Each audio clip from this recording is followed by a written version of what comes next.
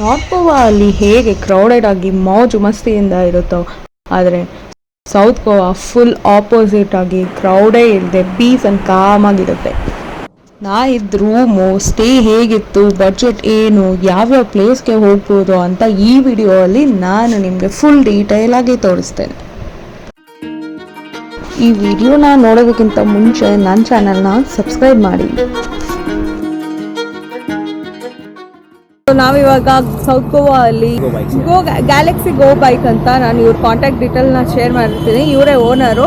So ಇವ್ರದ್ದು ಇದು ಗಾಡಿ ಇರುತ್ತೆ. ಇಲ್ಲಿ ಬಂದು ನೀವು ಡೈರೆಕ್ಟು ಇವರು ನಿಮಗೆ ಟ್ಯಾಬ್ಲನ್ ಏರ್ಪೋರ್ಟ್ ಹತ್ರನೇ ನಿಮಗೆ ಪಿಕಪ್ಪು ಡ್ರಾಪು ಎಲ್ಲರೂ ಇರುತ್ತೆ. ಗಾಡಿ ಕೊಡ್ತಾರೆ ಆ್ಯಂಡ್ ಡಿಸ್ಕೌಂಟ್ ಕೂಡ ಕೊಡ್ತಾರೆ. ನನ್ನ ಚಾನಲ್ ಸೈಡಿಂದ ಬಂದೆ. Discount okay. ಸೊ ಇವ್ರನ್ನ ಕಾಂಟ್ಯಾಕ್ಟ್ ಮಾಡಿ ಸಿಗೋಣ. North Goa to south Goa 70 kilometres ಇತ್ತು. ನಾವು 2 ವೀಲರಲ್ಲೇ ಟ್ರಾವೆಲ್ ಮಾಡಿದ್ವಿ. ಆ್ಯಂಡ್ ಸೌತ್ ಗೋವಾಲ್ಲೇ ಒಂದು ಬರ್ಗರ್ ಶಾಪ್ ಸಿಗುತ್ತೆ, boom fries and burger shakes ಅಂತ. ಬರ್ಗರ್ಸ್ ಮಾತ್ರ ಸಕ್ಕತ್ತಾಗಿತ್ತು. ಆ್ಯಂಡ್ ಅಲ್ಲಿ ಡಿಫ್ರೆಂಟ್ ಫ್ಲೇವರ್ ಮೊಜಿಟೋಸ್ ಕೂಡ ಸಿಗುತ್ತೆ. ಆ್ಯಂಬಿಯನ್ಸು ಸಕ್ಕತ್ತಾಗಿತ್ತು. ನೀವು ಹೋಗಬೇಕಾದ್ರೆ ಸೌತ್ ಗೋವಾ ಅಲ್ಲಿ ಟ್ರೈ ಮಾಡಿ.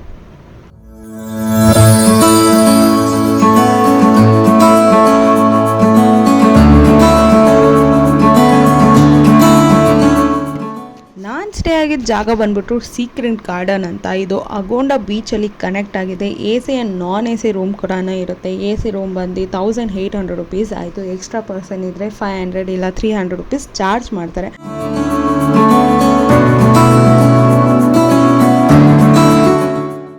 ವಾವ್, ಇಲ್ಲಿರೋ ಫುಡ್ಡು ಏನು ಸಕ್ಕತ್ತಾಗಿದೆ ಅಂತೀರಾ. ನೀವು ಬೀಚ್ ಶಾಕಲ್ಲಿ ಮತ್ತು ಎಲ್ಲೂ ಫುಡ್ಡು ಟ್ರೈ ಮಾಡೋಕ್ಕೆ ಹೋಗಬೇಡಿ. ಶಾಪ್ ನೇಮ್ ಬಂದು ಅಗೋಂಡ ಕಾರ್ನರ್ ಅಂತ. ನಾನು ಇದ್ರದ್ದು ಲೊಕೇಶನ್ನ ನಾನು ಡಿಸ್ಕ್ರಿಪ್ಷನಲ್ಲಿ ಶೇರ್ ಮಾಡಿರ್ತೀನಿ. ಇವರು 4 ಇಯರ್ಸಿಂದ ಇಲ್ಲಿ ಮಾಡ್ತಾ ಇದ್ದಾರಂತೆ. ಇವರು ನೇಪಾಳಿಯನ್ಸು.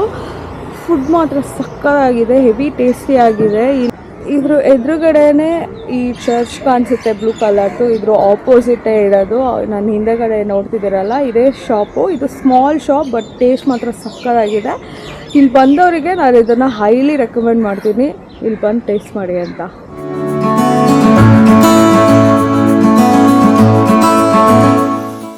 ಕಬೋದಿ ರಾಮ ಇದು 13 ಕಿಲೋಮೀಟರ್ಸ್ ಇದೆ. ನಾವು ಸ್ಟೇ ಆಗಿದ್ದ ಅಗೋಂಡ ಬೀಚಿಂದ. ಇಲ್ಲಿ ವುಡನ್ ಬ್ಯಾಂಬೂ ಫ್ರೇಮ್ಸ್ ಇದೆ. ಫೋಟೋಸ್ಗಂತೂ ತುಂಬಾ ಕ್ಯೂ ನಿಂತಿರ್ತಾರೆ. ಆ್ಯಂಡ್ ಸನ್ಸೆಟ್ಟಿಗೆ ಒಳ್ಳೆ ಸ್ಪಾಟ್ ಅಂತಲೇ ಹೇಳ್ಬೋದು. ಇಲ್ಲಿ ಕೆಳಗಡೆ ರೆಸ್ಟೋರೆಂಟ್ಸ್ ಕೂಡ ಇದೆ ಆ್ಯಂಡ್ ರೆಸಾರ್ಟ್ಸ್ ಕೂಡ ಇದೆ. ಸೊ ನೀವು ಈ ಪ್ಲೇಸ್ನ ವಿಸಿಟ್ ಮಾಡಿ.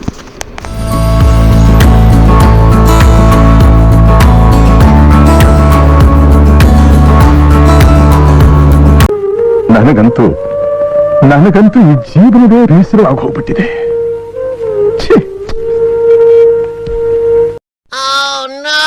ನೋಡಿದ್ರಲ್ಲ, ಇದೇ ಕಬೋದಿ ರಾಮ ಬೀಚು. ಅಫಿಷಿಯಲ್ ಆಗಿ ಫುಲ್ ಹೈಲಿ ಲಕ್ಸುರಿ ರೆಸಾರ್ಟ್ಸ್ ಇದೆ. ಬೀಚ್ ಕನೆಕ್ಟೆಡು, ಸೇಮ್ ಎಕ್ಸಾಕ್ಟ್ ಬಾಲಿ ಥರನೇ ಇಲ್ಲಿ ರೆಸಾರ್ಟ್ ಇದೆ. ಬಟ್ ತುಂಬ ಕಾಸ್ಟ್ಲಿ ಇರುತ್ತೆ. ಅದಕ್ಕೆ ಬರ್ಬೋದು. ಬಟ್ ಇಲ್ಲ ಅಂದರೆ ಫೋಟೋಸ್ ತೊಗೊಳಕ್ಕೆ ಬರ್ಬೋದು. ಸಕ್ಕತ್ತಾಗಿದೆ. ನಾರ್ತ್ ಗೋವಾಗಿಂತ ಸೌತ್ ಗೋವಾ ಬನ್ನಿ ಅಂತಲೇ ನಾನು ರೆಕಮೆಂಡ್ ಮಾಡೋದು. ಯಾಕಂದರೆ ನನ್ನ ಫ್ರೆಂಡ್ಸ್ ಇವಾಗ ನನ್ನ ಜೊತೆ ಬಂದವರೆಲ್ಲ ಅಯ್ಯೋ ನಮ್ಮ ಫಸ್ಟೇ ಸೌತ್ ಗೋವಾಗೆ ಬರಬೇಕಾಗಿತ್ತು, ನಾರ್ತ್ ವೇಸ್ಟ್ ಆಯಿತು ಅಂತ ಹೇಳ್ತಾ ಇದ್ದಾರೆ.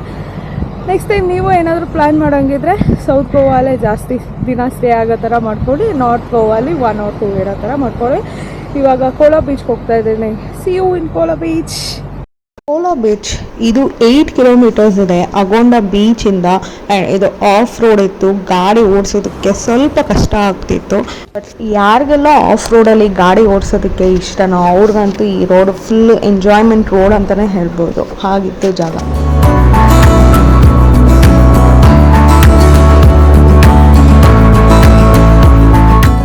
ನೀವೇನೋ ಕಾರ್ ಏನಾದರೂ ಇತ್ತು ಅಂದರೆ ಅಲ್ಲೇ ನಿಲ್ಲಿಸ್ಬಿಟ್ಟು 1.5 ಕಿಲೋಮೀಟರ್ ಇದೆ ಅಲ್ಲಿಂದ ಇಲ್ಲಿ ಬರೋದಕ್ಕೆ.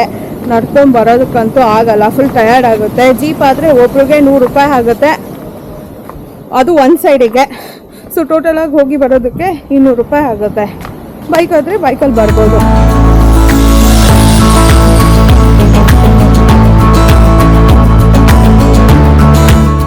ಇಲ್ಲೂ ಕೂಡ ಕಯಾಕಿಂಗ್ ಇದೆ. ಪರ್ ಹೆಡ್ ಬಂದು 400 ರುಪೀಸ್ ಆಗುತ್ತೆ ಆ್ಯಂಡ್ 45 ಮಿನಿಟ್ಸ್ ರೈಡ್ ಇತ್ತು. ಬಟ್ ನಾನು ಅಗೋಂಡ ಬೀಚ್ ಹತ್ರನೂ ಕಯಾಕಿಂಗ್ ಇತ್ತು. ಅಲ್ಲಿ ಕೇಳಿದಾಗ 250 ರುಪೀಸ್ ಅಂತ ಹೇಳಿದ್ರು. 45 ಮಿನಿಟ್ಸ್ ಇರುತ್ತೆ.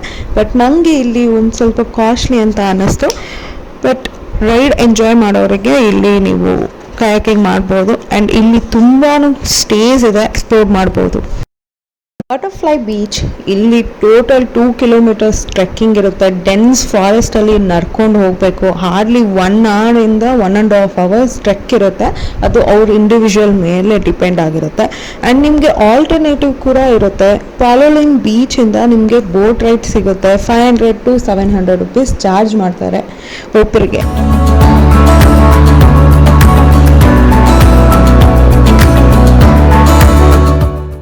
ಪಾಲೋಲಿಂ ಬೀಚ್, ಪಾಮ್ ಅಂತ ಅಂದರೆ ತೆಂಗಿನ ಮರ. ಇಲ್ಲಿ ತುಂಬಾ ತೆಂಗಿನ ಮರ ಇರೋದ್ರಿಂದ ಈ ಬೀಚ್ಗೆ ಪಾಲೋಲಿಂ ಬೀಚ್ ಅಂತ ಹೆಸರು ಬಂತು. ಆ್ಯಂಡ್ ಇದು ಸೌತ್ ಗೋವಾದ ಲಾಸ್ಟ್ ಬಾರ್ಡರಲ್ಲಿದೆ. ಈ ಬೀಚು ಟೂರಿಸ್ಟ್ ವೆಕೇಷನ್ ಅಂತ ಮಾಡಿಸಿದ ಜಾಗ. ಯಾರು ರೆಸ್ಟ್ ತೊಗೊಂಡು ಆರಾಮಾಗಿ ಹೋಗಬೇಕು ಅಂತ ಇರ್ತಾರೋ ಈ ಜಾಗದಲ್ಲಿ ಬಂದು ಸ್ಟೇ ಆಗಿ ಹೋಗ್ತಾರೆ. ಆ್ಯಂಡ್ ಇಲ್ಲಿ ತುಂಬಾ ರೂಮ್ಸ್ ಇದೆ ಆ್ಯಂಡ್ ಶಾಕ್ಸ್ ಕೂಡ ತುಂಬಾ ಇದೆ. ಇಲ್ಲಿ ಬಂದು ಜಸ್ಟ್ ಚಿಲ್ ಮಾಡಿಕೊಂಡು ಆರಾಮಾಗಿ ಹೋಗ್ಬೋದು. ಮಸ್ಟ್ ವಿಸಿಟ್ ಪ್ಲೇಸ್ ಅಂತಲೇ ಹೇಳ್ತೀನಿ. ಅಗೋಂಡ ಬೀಚ್, ಇಲ್ಲಿ ಕೂಡ ಟೂರಿಸ್ಟ್ ಹಾಟ್ಸ್ಪಾಟ್ ಜಾಗ ಅಂತಲೇ ಹೇಳ್ಬೋದು. ಇಲ್ಲೂ ತುಂಬ ರೆಸ್ಟೋರೆಂಟ್ಸು, ರೂಮ್ಸ್ ಕೂಡ ಇರುತ್ತೆ. ಇಲ್ಲಿಂದ ಜನ ಫಿಶಿಂಗ್ ಮಾಡೋದಕ್ಕೆ ಬೋಟಲ್ಲಿ ಹೋಗ್ತಾರೆ.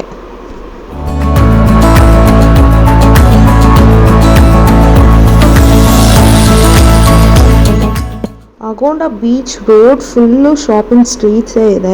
ಶಾಪಿಂಗ್ ಇಷ್ಟ ಆದವ್ರಿಗಂತೂ ಫುಲ್ಲು ಈ ಜಾಗನ ಎಕ್ಸ್ಪ್ಲೋರ್ ಮಾಡ್ಬೋದು.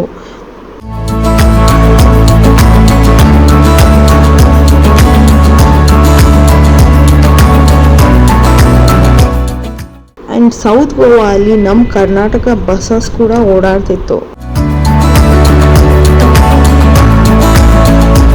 ಟೋಟಲ್ 60 ಕಿಲೋಮೀಟರ್ಸ್ ಟ್ರಾವೆಲ್ ಮಾಡಿರೋದು.